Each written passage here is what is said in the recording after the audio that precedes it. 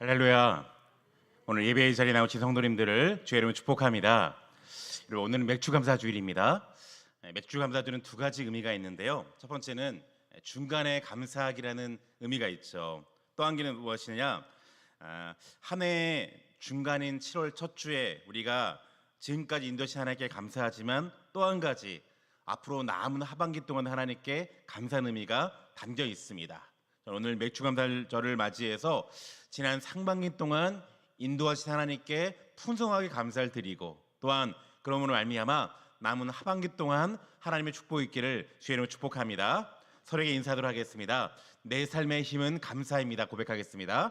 내 삶의 힘은 감사합니다. 또 이렇게 고백하겠습니다. 범사에 감사합시다. 범사에 감사합시다. 아멘. 오늘 하나님 주신 말씀은요, 창세기 29장 16절부터 18절까지 말씀을 읽고 넘어가서 31절부터 35절까지의 말씀을 함께 나누도록 하겠습니다.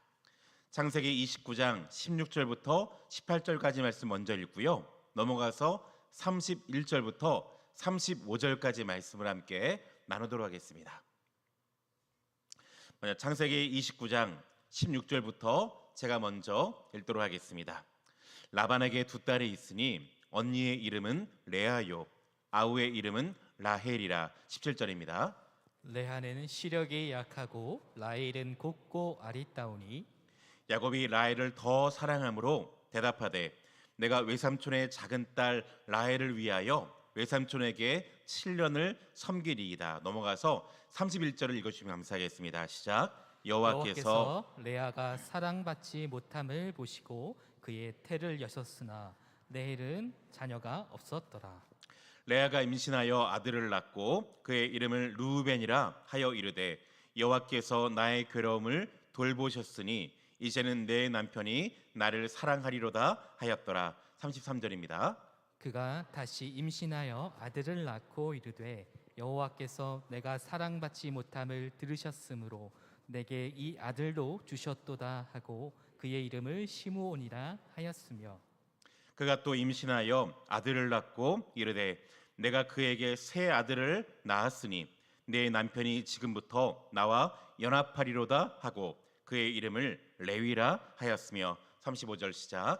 내가 또 임신하여 아들을 낳고 이르되 내가 이제는 여호와를 찬송하리로다 하고 이로 말미암아 그가 그의 이름을 유다라 하였고 그의 출산이 멈추었더라. 아멘.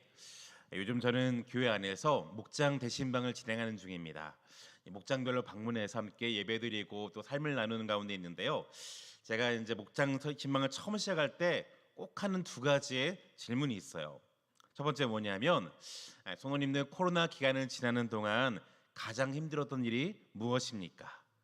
많은 성도님께서 2년 반의 코로나를 지나는 동안 건강이 약해지고 경제적으로 어려움이 찾아오고 이런 얘기를 쭉 나누십니다. 두 번째 질문이 더 중요해요. 두 번째 질문이 무엇이냐면 코로나 2년 반을 지나는 동안 가장 감사했던 감사의 제목은 무엇입니까? 이런 질문입니다. 그러면 많은 분들이 고민하시다가 하나 둘씩 말씀하시는데요. 저는 이 말을 들을 때마다 너무 은혜가 되더라고요. 여러 기억에 남는 장면들이 있는데요. 특별히 어떤 한 여집사님의 말이요, 참 기억에 남았습니다. 제가 이분의 실명이 언급되면 안 되니까 제가 각색해서 말씀드리면 이분이 코로나에 확진돼서 건강이 많이 약화되셨어요. 그래서 입맛, 미각을 상실한 채 몇 달 동안 음식을 제대로 못 드셨다는 겁니다. 또 그러더니 이분이 코로나 지나는 동안에 가정 경제에 큰 어려움이 찾아오셨습니다. 2중 3중으로 어려움이 찾아온 거죠. 근데 이분이 자기 마음을 나누면서 이렇게 말씀하시더라고요. 목사님, 그런데 감사합니다. 그래도 감사합니다. 이렇게 말씀하시는 거예요. 자신이 코로나에 확진됐지만 그러나 죽지 않고 살아있음에 감사하다고. 몇 개월 동안 미각을 상실했지만 그러나 다시 회복될 수 있음에 감사합니다. 더군다나 살도 빠졌다는 겁니다. 세 번째로 경제적으로 큰 어려움이 찾아왔지만 그럼에도 굶지 않게 하심에 감사합니다. 마지막 말씀은 인상적이었는데요. 이렇게 말씀하는 거예요. 목사님, 제 힘으로 감당하기 어려운 큰 문제들이 연거푸 찾아왔지만 내가 더욱더 하나님을 의지할 수 있어서 감사합니다. 내가 더욱더 하나님을 의지하게 만드시니 하나님 감사한다고. 그분의 말씀을 들으면서 이런 생각이 드는 거죠. 아, 그렇구나. 이 감사야말로, 감사는 신앙이야말로 우리 예수 믿는 자들만의 특권이구나. 도저히 감사할 수 없는 그 조건 속에서도요, 감사의 제목들을 찾아내서 하나님께 찬양됨을 말미암아 하늘의 평강과 기쁨을 누릴 수 있는 이 축복, 이것이 예수 믿는 자들의 특별한 은혜인 줄 믿습니다. 저는 이렇게 그분 집사님과 같이요, 어려운 조건에서도 감사를 드리는 말미암아 하나님의 큰 은총을 받았던 한 여인을 소개하고자 합니다. 그녀의 이름은요, 오늘 제목처럼 레아예요. 우리가 요즘 야곱 시리즈로 말씀 나누고 있는데요, 오늘 야곱의 시각에서 약간 관점을 바꿔서요, 레아의 관점으로 오늘 말씀을 다시 한번 들여다보기 원합니다. 여러분, 레아가 어떤 여인이었을까요? 레아는요, 첫 번째 말씀드리면 레아는 아버지와 남편에게 외면당했던 사람입니다. 아버지에게 인정받지 못하고 남편에게 외면당한 여인, 그게 레아였어요. 자, 먼저 레아는요, 아버지의 인정을 전혀 받지 못했던 여인이었습니다.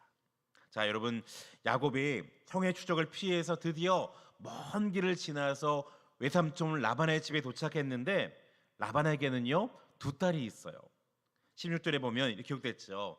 라반에게 두 딸이 있으니 언니 이름이 뭡니까? 레아요. 아우의 이름은 라헬이라. 여러분, 근데 제가 찾아보니까 레아의 뜻이 무엇이냐면요, 원어를 그대로 분석하면 애쓰다, 지치다, 실증나다, 이게 이름의 뜻입니다. 고대 세계에서 보통 아버지들은요, 자녀를 낳아 이름을 지을 때 그 자녀에 대한 기대를 가지고 소망을 가지고 이름을 짓는데, 근데 이 아버지 라반이 어떻게 합니까? 갓 태어난 레아를 바라보면서 지은 이름이 뭐예요? 애쓰다, 지치다, 실증나다, 이렇게 이름 지은 아버지가 어디 있어요? 무슨 이유인지 모르지만, 외모 때문인지 모르겠지만 아마도 아버지 라반이요, 레아를 낳은 다음에 크게 실망했던 것 같아요. 또한 레아는요, 아버지뿐 아니라 남편의 사랑도 받지 못한 지 자랐습니다. 17절에 보면 이렇게 기록되어 있어요. 레아는 시력이 약하고 라헬은 곱고 아리따우니. 여기서 시력이란 눈의 건강을 말하기도 하지만, 이게 보통 쓰일 때 어떻게 쓰이냐면, 시력이라는 단어가요, 안색, 얼굴, 모습, 이렇게 쓰이기도 해요. 그러니까 자, 레아가 시력은 약했고 어떻게 해요? 라헬은 곱고 아름다웠다. 서로 대조하는 걸 봤을 때 아마 아름다운 라헬에 비해서 레아의 외모가 상당히 떨어지지 않았을까? 우리가 추측할 수 있죠. 여러분, 실제로 창세기 29장 1절부터 쭉 읽어보면요, 자, 야곱이요, 라헬을 처음 보자마자 첫눈에 퍽 빠집니다. 아마 외모가 아름다웠나 봐요. 그래서 외삼촌 집에 찾아온 다음에 단번에 말하죠. 삼촌, 나 라헬과 결혼시켜달라고, 당신의 딸 라헬을 나에게 달라고. 그러면서 야곱이 이렇게 제안합니다. 18절 말씀 보니까 야곱이 라헬을 더 사랑함으로 대답하되, 내가 외삼촌의 작은 딸 라헬을 위하여 외삼촌에게 7년을 섬기리이다. 이 당시 결혼의 풍습에 따르면 보통 신랑이요, 장인되는 사람에게 결혼 지참금으로 한 3년에서 4년 정도의 연봉을 지불합니다. 근데 지금 야곱이 뭐라 그래요? 얼마나 라헬을 사랑했으면 그 2배 되는 7년째 연봉을 내가 지불하고 라헬과 결혼하겠다는 겁니다. 그 정도로 뜨겁게 사랑하는 것이 야곱이었어요. 그래서 야곱이 7년간 다음 주 말씀드리겠지만 열심히 일한 다음에 드디어 장인의 허락을 받아서 결혼식을 치르고 첫날 밤에 눈을 딱 떠보니 어떻게 합니까? 옆에 누워 있어요? 자기가 짝사랑했던 라헬이 아니라 그의 언니인 레아가 누워 있는 겁니다. 이게 어떻게 가능한 일일까? 이 당시 고대 풍속을 보면요, 아마 여인들이 결혼식 내에 면사포 정도가 아니고요, 얼굴을 완전히 가리는 면박을 해요. 아마 야곱이 술에 취한 채 깜깜한 밤에 들어갔다가 눈을 떠보니 어떻게 돼요? 운명의 장난인 거죠. 내가 그토록 사모했던 라헬이 아니라 레아가 옆에 누워 있는 겁니다.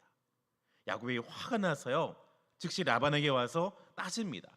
아니 외삼촌, 나를 속이심이 어찌 되느니까 이게 무슨 일이냐고. 자, 이유 내용 다시 말씀드리겠고요. 문제는 무엇인가? 이날부터 야곱이 레아를 싫어하는 겁니다. 외면해 버리는 거예요. 어떻게 알 수 있느냐? 31절에 이런 말씀이 있거든요.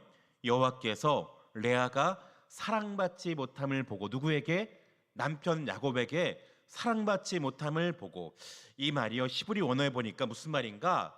그냥 사랑받지 못하는 게 아니고 야곱이 적극적으로 레아를 미워하고 싫어했다는 겁니다. 아마 이런 마음이 생겼겠죠. 내가 저 레아 때문에 내가 사랑을 라헬과 결혼하지 못했다고. 저 레아만 아니었으면 내가 이런 수치를 당하지 않았을 텐데, 내가 라헬과 결혼했을 텐데. 이런 레아 입장에서 이런 남편이 바라볼 때마다 얼마나 가슴이 무너지겠습니까? 화려하게 시작해야 될 결혼이요, 사기치는 것으로 시작되는 겁니다. 어릴 적부터 아름답게 꿈꾸어왔던 그 결혼 생활의 시작인데요, 하루하루가 비극인 거예요. 남편 야곱은요, 결혼한 후에도 자기는 쳐다보지도 않고 늘 자기 동생인 라헬만 바라봅니다. 라헬과 결혼한 날만을 꿈꾸고 있어요. 여인에게 이보다 더 큰 고통이 어디 있겠습니까? 보통 사람 같으면 이런 비참한 상황 속에서 하루하루 사는 게 지옥이었을 거예요. 아, 왜 나는 이렇게 못생긴 외모를 가지고 있냐고. 왜 나는 저렇게 잘난 동생 때문에 비교당하면서 난 살아야만 되는가? 왜 난 아버지께 무시당하고, 왜 난 남편에게 외면당해야 되냐고. 내가 만약 보통 사람 같았으면요, 부모를 원망하고 하나님을 원망하다가 늘 불평거리만 찾다가 시간을 허송세월 보냈을 거예요. 여러분, 가만히 보면 어쩌면 이런 모습이 우리 안에도 보이는 것 같습니다. 혹시 우리 안에는요, 이런 부정적인 모습이 보이지 않는지요? 매일매일 하나님 내게 주셨던 것들이 많음에도 불구하고 어쩜 우리는 여전히 불평거리만 찾고 있지 않습니까? 왜 다른 사람은 능력 있는 부모님이 자라서 저렇게 편안하게 잘 키는데 왜 나는 이렇게 못난 가정에 태어났을까? 우리 가정은 왜 이렇게 못나고 어렵고 이런 데 살고 있는지. 하나님은 공평하신 분이라면 하나님 왜 나에게는 이런 것밖에 주지 않냐고. 여러분, 레아는요, 그러지 않은 겁니다. 레아는 이렇게 자기 비하하다가 불평하고 그냥 인생을 그대로 끝마치지 않았어요. 레아는 불행했던 과거를 뒤로하고 하나님의 큰 은총을 받으면서 그 인생의 후반부가 너무나 아름답게 살아갑니다. 자, 어떻게 레아가 이런 비참한 환경 속에서 감사하며 하나님께 찬양하며 살 수 있었을까요? 두 가지 말씀드리기 원하는데요. 첫 번째는요, 하나님 내게 이미 주셨던 복이 무엇인가 하나하나 헤아릴 때 우리도 레아처럼 감사할 수 있더라는 겁니다. 뭐라고요? 하나님이 이미 내게 주셨던 복이 무엇인가를 하나하나 헤아릴 때 우리도 감사하며 살 수 있다는 거죠. 여러분, 인간적인 관점에서 분명히 레아는요, 남편에게 사랑받지 못했던 여인입니다. 중요한 것, 이런 레아를 하나님은 어떻게 보실까요? 세상 사람들처럼 눈에 보이는 모습대로 레아를 대하셨을까요? 불공평하게 레아를 바라보면서 세상 사람은 똑같이 하나님도 라헬만을 더 이뻐하셨을까요? 그렇지 않습니다. 자, 레아의 인생 전체를 바라볼 때 하나님이 그를 어떻게 인도하셨나? 첫 번째는요, 보다 더 중요한 기도 가운데 응답하십니다. 여러분, 사실 레아 입장에서 가장 중요한 기도가 뭐예요? 당연히 남편의 사랑을 받는 거죠. 레아가 오랜 시간 동안 기도했고, 하나님 제발 남편 야곱의 마음이 나에게로 돌이키게 해달라고. 나도 남편에게 사랑받고 살고 싶다고. 그런데 그 기도는요, 쉽게 응답되지 않는 겁니다. 그런데 평생 응답 못 받는 건 아니에요. 인생의 후반부를 보면 나중에 말씀드리겠지만 아마 야곱의 마음이요, 레아 쪽을 향해서 조금씩 기울이고 있습니다. 중요한 건 뭐냐?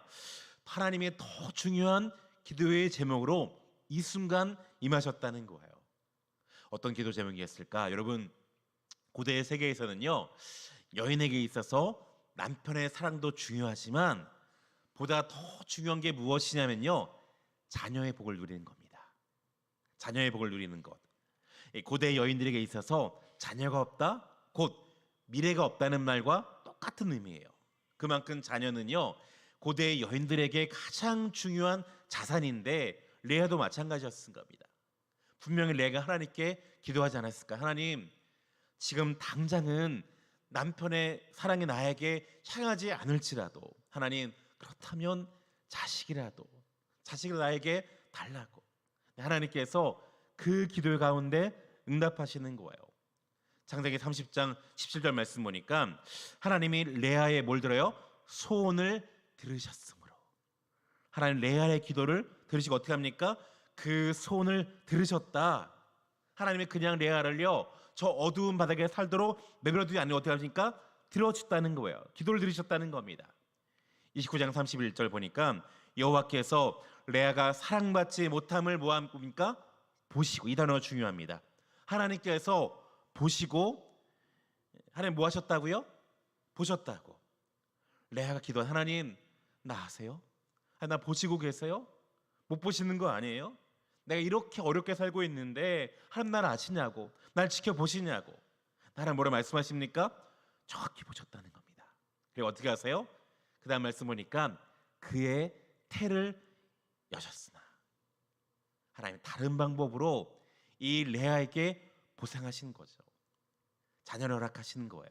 그런데 이 시점에서는요, 아직 라헬은 뭐합니까? 자녀가 없었더라. 나중에 갖긴 하지만 이 시점에 라헬은요, 분명히 자녀가 없었어요. 이 의미에서 가만히 보면 하나님은 결코 불공평한 분이 아니신 줄 믿습니다. 큰 시각에서 바라보면요, 하나님은 레아에게도 라헬에게도요 공평하시는 하나님, 똑같이 나눠주시는 하나님이었죠. 하나님 분명히 레아의 탄식을 들으십니다. 그리고 기도 가운데 응답하세요. 그리고 어떻게 해요? 자녀의 축복을 허락하시더라는 거예요. 비록 남편에게 무시당하고 거절당한 여인이었지만 하나님은 이 레아의 아픔을 보시고 뭐 한다고요? 꼭 필요한 방법으로 응답하시더라는 거예요. 나중에 말씀드리겠지만요, 레아가 직접 낳은 딸이 자녀가 몇 명이냐면 6명입니다. 그런데 고대 세계는요, 나중 다시 보겠지만 시녀가 낳을 딸도 그 여인의 딸과 똑같이 취급합니다. 아들 똑같이 취급해요. 합쳤을 때 몇 명의 자손을 낳나? 레아는요 총 9명의 자녀를 둔 어머니가 됩니다. 놀라운 기도 응답인 거죠. 뿐이 아니에요. 하나님은 또한 이 자녀를 통해서 기쁨을 누리게 하십니다. 자녀의 기쁨을 누리게 하세요. 여러분, 요즘 가만히 보면 자녀가 있다고 다 기쁨이 아니더라고요. 자녀도 자녀 나름입니다. 어떤 말씀하기를, 목사님, 부모 고생시키는 자녀가 참 마음이 어렵다고. 고생시키는 자녀만 있으면 그게 무슨 축복이겠습니까? 근데 레아의 경우에는요, 이 자녀를 하나하나 얻을 때마다 이 한 명 한 명이 큰 위로가 되고 기쁨이 되는 겁니다. 자, 32절부터 봤을 때 자녀를 낳을 때마다 레아가 어떻게 반응하고 있는가 기록하고 있는데, 먼저 32절 같이 읽어볼까요? 시작. 레아 신하여 아들을 낳고 그 이름을 루벤이라 하여 이르되 여호와께서 나의 괴로움을 돌보셨으니 이제는 내 남편이 나를 사랑하리로다. 첫째 아들의 이름이 누구입니까? 루벤입니다. 성경을 가만히 보면요, 루벤의 뜻이 무엇인가 관주가 이렇게 달려 있을 거예요. 루벤의 뜻이 무엇입니까? 보라, 아들이다. 우리말 글로 적혀 있다 보니 감흥이 없는데요, 이게 감격에 넘치는 말이에요. 보라, 드디어 나에게 아들이 생겼다. 나에게 아들이 생겼다. 사람들이 와서 보라, 이런 의미죠. 레아의 마음 가운데 기쁨이 충만한 거예요. 뿐이 아닙니다. 그 다음 말씀 보니까 그가 다시 임신하여 아들을 낳고 이르되 여호와께서 내가 사랑받지 못함을 들으셨으므로 내게 이 아들도 주셨다 하고 그 이름이 무엇입니까? 시므온. 이 시므온의 뜻이 무엇이냐면요, 하나님이 들으셨다는 겁니다. 거봐, 하나님께서 내 기도를 들으셨잖아. 내 기도 응답하셨어. 이 기쁨의 고백이 뭐예요? 시몬이라는 거죠. 그 다음 보니까요, 또 자녀가 주어지는데 그 이름이 레위예요. 34절 같이 있습니다. 시작. 그가 또 임신하여 아들을 낳고 이르되 내가 그에게 새 아들을 낳았으니 내 남편이 지금부터 나와 연합하리로다 하고 그 이름을 레위라 하였으며, 레위의 뜻이 무엇이냐면요, 연합할 거다. 연합한다. 아들을 하나 낳을 때마다 뭐합니까? 감격이 있고 기대가 있습니다. 이제는 내 남편이 나와 함께 연합할 거다. 나를 돌아볼 거야. 여러분, 이게 뭐예요? 이 기쁨이, 자녀가 뭡니까? 자녀의 기쁨이 무엇입니까? 레아의 삶을 지탱해주는 쉼이었다는 거예요.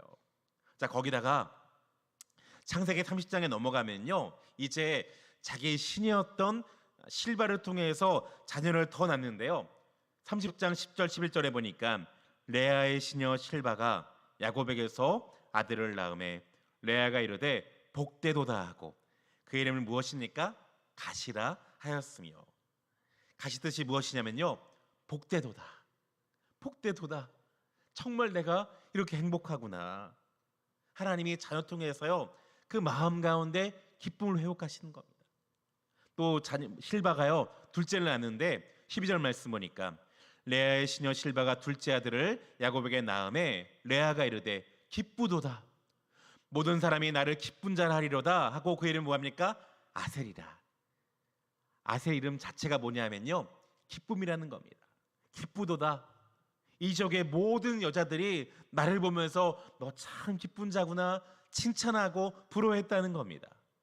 레아는 그저 남편에게 외면당한 채 슬프게 살았던 여인이 아니었다는 거예요.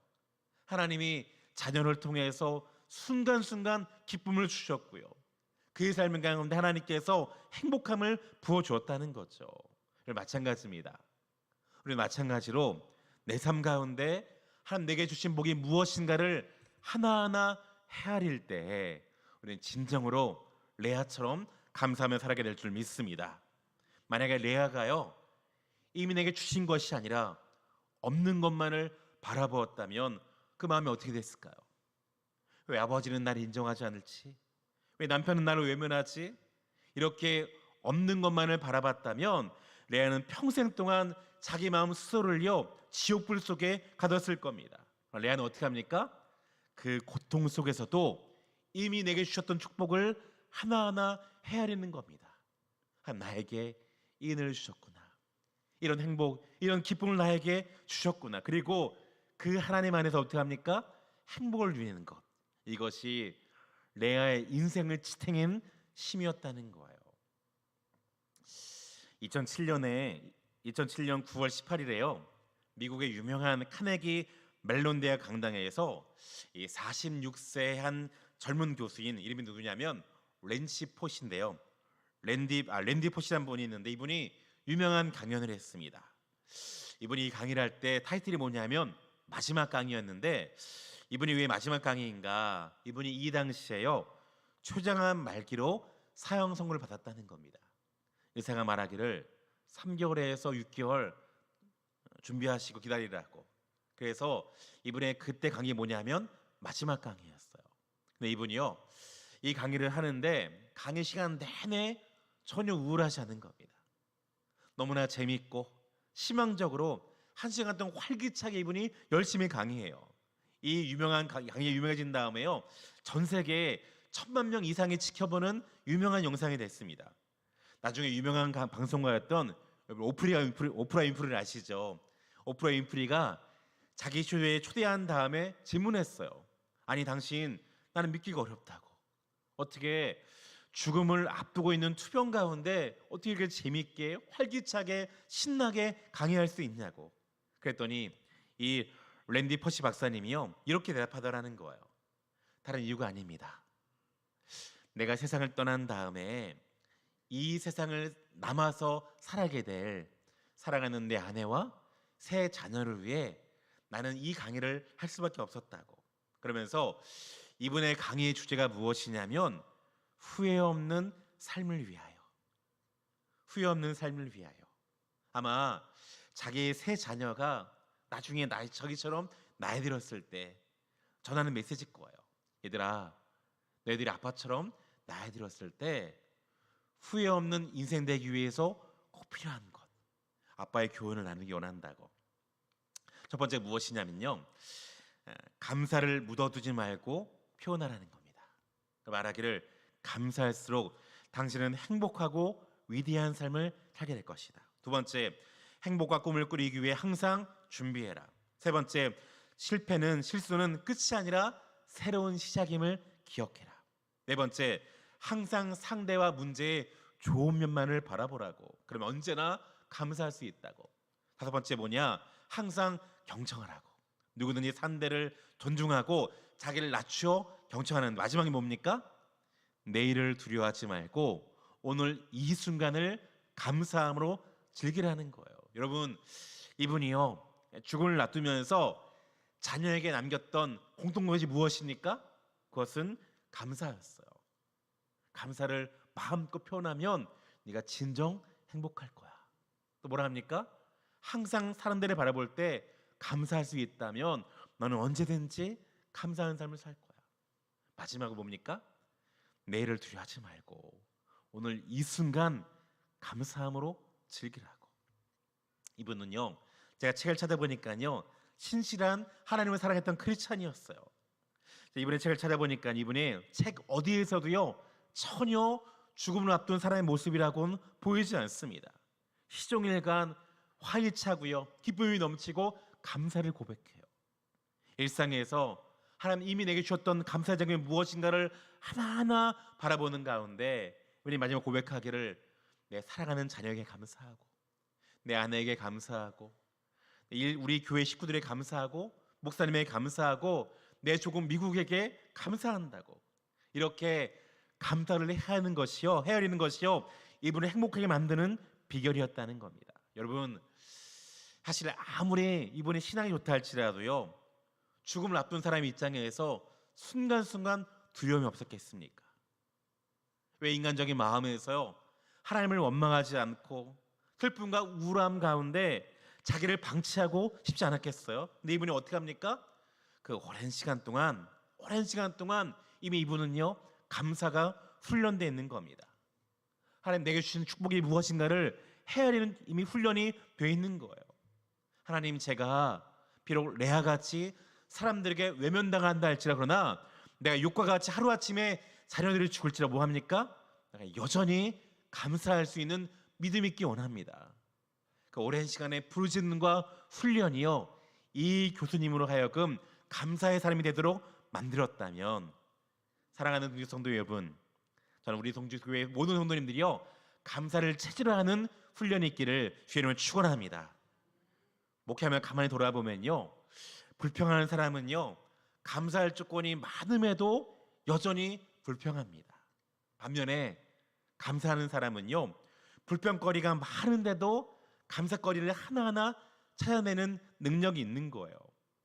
똑같이 주어지는 환경이라 할지라도요 내가 어떻게 반응하냐 여기 따라 그 삶의 행복이 좌우된다는 거죠. 동주교회 모든 성도님들이요 이미 내게 주셨던 그 감사의 제목들을 하나하나 헤아림으로 레아처럼 행복한 인생 살 수 있기를 주의 이름으로 축복합니다.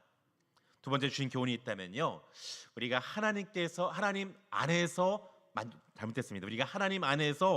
만족할 수 있을 때 감사할 수 있다는 겁니다. 우리가 하나님 안에서 만족을 누릴 때 비로소 매 순간 감사하며 살 수 있다는 거예요. 자, 레아가요 넷째 아들을 낳은 다음 이름을 이렇게 짓는데요 35절입니다. 시작. 그가 또 임신하여 아들을 낳고 이르되 내가 이제는 여호와를 찬송하리도 하고, 이런 말미암아 그가 그의 이름을 무엇합니까? 유다라. 여러분, 유다 이름 뜻이 무엇이냐면요 찬송입니다. 뭐라 그래요? 내가 이제는 여호와를 찬송하리로다. 중요한 단어가 이제는입니다. 이제는 내가 이제는 여호와를 뭐한다고요? 찬송하리로다. 반대로 말하면 지금까지의 레아의 만족이 어디 있습니까? 남편에게 있는 거죠. 어떻게 하면 내가 남편에게 사랑받을까?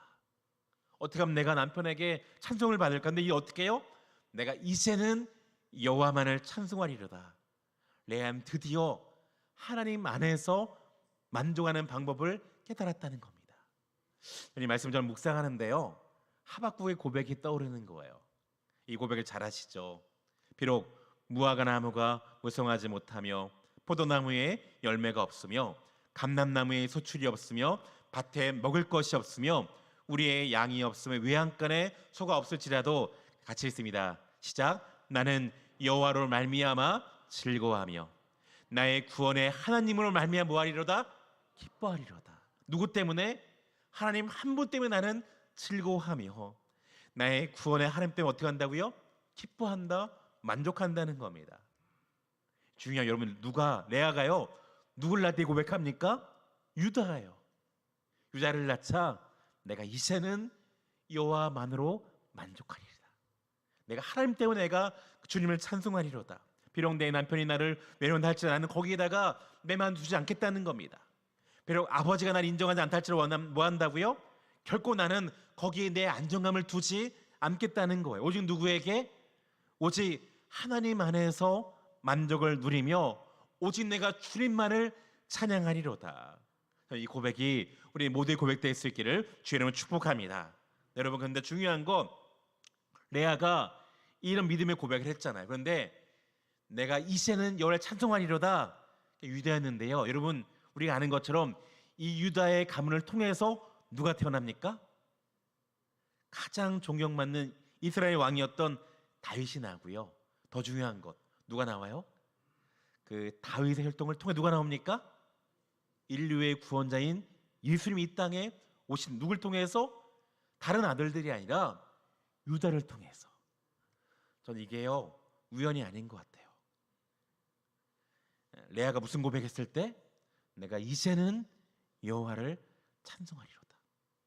여러분, 가만히 보면요, 야곱의 12아들 중에서 원래 장남은 루벤이었죠. 그런데 실제적인 리더십은요 유다를 통해 이어집니다. 유다가 나중에 보면요 가정 전체를 책임지고 다 주관해 나가기 시작해요. 그리고 어떻게 합니까? 그 유다를 통해서 하나님께서 이스라엘 역사의 왕권을 이뤄 가시는 거예요. 어떤 고백 통해서?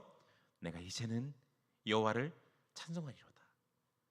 한간 찾아보면 여러분, 우리가 얼마 전에 룻기를 봤는데요, 룻기 4장에 보면 이런 고백이 나왔어요. 자, 읽어보겠습니다. 성문에 있는 모든 백성과 장로들이 이르되 우리가 증인이 되나니, 룻을 말한 겁니다. 여호와께서 내 집에 들어가는 여인으로 이스라엘의 집을 세운 라헬과 레아 두 사람과 같게 하시고. 자, 지금 룻을 향해 사람들이 축복을 하는데 뭐라 축복합니까? 이스라엘의 집을 세웠던 누구와 누구? 라헬과 레아. 지금 하나님께서 이스라엘 전체 가운데 레아를 어떻게 인정하시는 겁니까? 이 여인은 이스라엘의 집을 세웠다는 겁니다. 나라 전체에 깃을 세웠던 위대한 여인으로 사람들이 칭송하더라는 거예요. 레아는요 그냥 자기 인생 살다가 비참하게 끝날 줄 알았는데 어떻게 합니까? 하나님이 그 인생 그냥 내버려 두지 않으시면 어떻게 해요? 이스라엘의 집을 세웠던 위대한 여인으로 기억되게 만드시더라는 거죠. 미국의 의사였던 테리 고든이라는 사람이 있는데요, 이분이 썼던 책에 보면 참 감동적인 내용이 납니다. 이 테리 고든이요 유명한 의사인데 이제 2002년에 미국 전체 안에서 올해의 심장 의사상을 받은 사람입니다.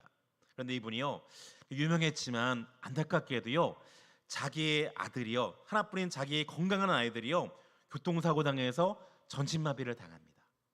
얼마나 비참한 일이에요. 나는 지금 다른 사람들의 생명을 구하는 의사인데 정작 자기 아들에게는요 아무것도 해줄 게 없어요.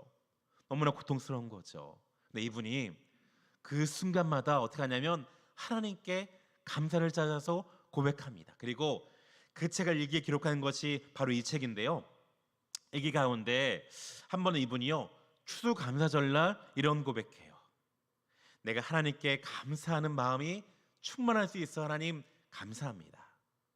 뭐라고 고백하느냐? 첫 번째, 하나님 나는 5달 동안 매일 아들과 만날 수 있음에 감사합니다.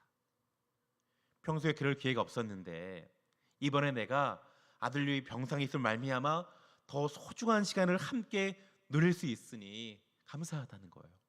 두 번째, 하나님 내 아들의 목숨을 살려주시니 감사합니다. 비록 전신불구에 누워있지만 그러나 하나님 살아있음에 감사합니다. 세 번째, 아들의 총명한 정신이 그대로 남아있어서 대화할 수 있음에 감사합니다. 이번에 쭉 언급한 다음에요, 마지막에 뭐라 말하는가? 우리는 매일매일 자신이 누리고 있는 많은 축복에 대해서 감사해야 한다는 거예요. 뭐라 얘기해요? 나는 이미 많은 축복을 누릴 사람이라는 거죠. 만약 이분이요 감사가 없었다면, 다친 아들을 바라보면서 원망하고 불평하고 신세한탄했으면 분명히 이분의 마음은요 죽을 것 같았을 겁니다. 지옥불이 있을 거예요. 근데 이분이 어떻게 합니까? 마음을 돌이킨 다음에 내가 하나님 앞에 감사하리로다. 내가 여호와를 인하여 뭐하리라? 만족하리로다. 비록 아들은 병실에 누웠지만 그러나 뭐 한다고요? 5달 동안 아들과 함께 대화할 수 있음에 감사하고, 목숨이 살아있음에 감사하고, 비록 아들이 누웠지만 그러나 내가 그 속에서 하나님께 감사의 제목을 찾겠다고. 그래서 어떻게 하면 하나님께서 그 마음을요 결코 타락하지 않고 어두우지 않고 늘 건강하게 지켜주셨다는 거죠. 주께 모든 성도님들이요 레아처럼 이분처럼 하나님 안에서 만족을 누릴 수 있기를 주의 이름으로 축복합니다. 우리 찬양하기 원하는데요, 찬양할 때마다 참 은혜가 됩니다. 가사가 너무 좋죠. 내가 누려왔던 모든 것들이, 내가 지나왔던 모든 순간이, 내가 걸어왔던 모든 순간이 무엇입니까? 당연한 줄 아는데 돌아보니 하나님의 은혜였습니다. 매일매일 아침에 가 뜨고 저녁에 노을, 봄의 꽃향기와 가을의 열매, 변하는 계절의 모든 순간이 무엇입니까? 당연한 줄 아는데 돌아보면 은혜였다고. 코로나를 지나는 간 많은 분들이 말씀하더라고요. 목사님, 예전에 미처 몰랐는데 예배당에서 이렇게 편하게 예배하는 것 얼마나 감사한지 내가 미처 몰랐다고. 이제 깨달았다고. 내가 사랑하는 가족과 함께 오손도손 앉아서 식사를 하고 대화 나눌 수 있는 것 자체가 얼마나 감사한지 몰랐는데 이제 깨달았다고. 주일날 5층에 올라가서 식사하면서 성도와 함께 대하는 것 자체가 몰랐는데 이제 보니까 하나님 감사하군요. 은혜였군요. 저는 우리 모두가 이 시간에 하나님을 향한 감사가 충만하며 그 은혜가 우리만 진정해서 울려 퍼질 수 있기를 주의 이름으로 축복합니다. 이 찬양하는 주님께 우리 마음 올려드리도록 하겠습니다.